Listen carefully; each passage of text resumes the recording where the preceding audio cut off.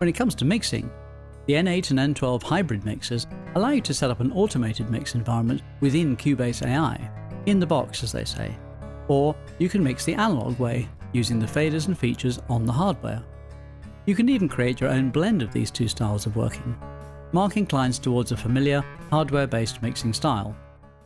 He needs to set up the N12 so that each channel on the mixer is controlling a track on Cubase, so he switches to hardware mix mode, and then sends each channel to the record bus. You can turn off the wet button on each channel because you're not direct monitoring anymore.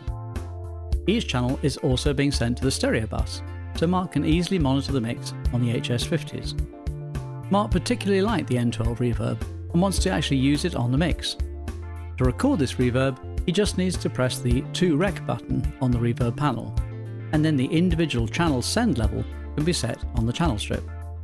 Meanwhile in Cubase, you need to mix down to a stereo track.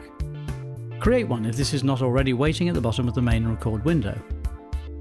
The stereo track's input must be set to N12 Rec. The scene is now set so that Mark can monitor all the changes he's going to make. Channel faders, EQ, pan position, RevX reverb can all be utilised, and the tracks can be played back and adjusted in real time.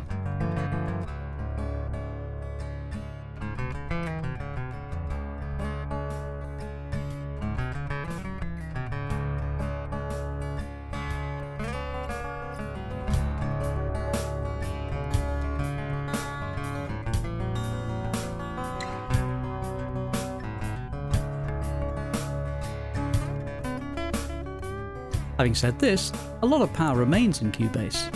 Individual plugin effects are still in place on each track, and these can be tweaked or replaced before the mix is completed. Plus, any problems found on an individual track can be fixed in the waveform.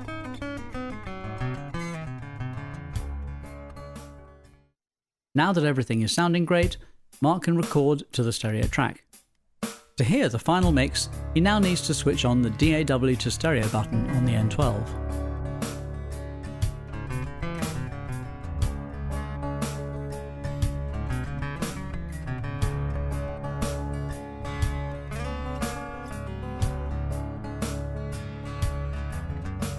In the beginning I thought, well, that sounds really good, and then we tweaked some levels and I go, wait a minute, that sounds like really good.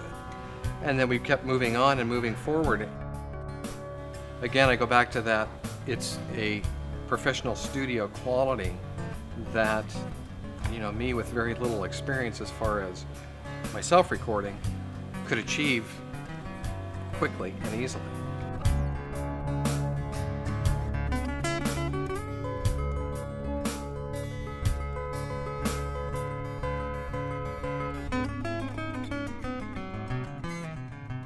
As an acoustic player, you know, sometimes we don't want anybody else, a bass player or keyboard or percussionist, getting in, you know, our stuff. But I was anxious to go on to the next step and lay down a drum track, lay down a bass track, lay down a little bit of a lead, a little bit of some magic stuff in the background, you know, not to overpower the original first track, which was the acoustic.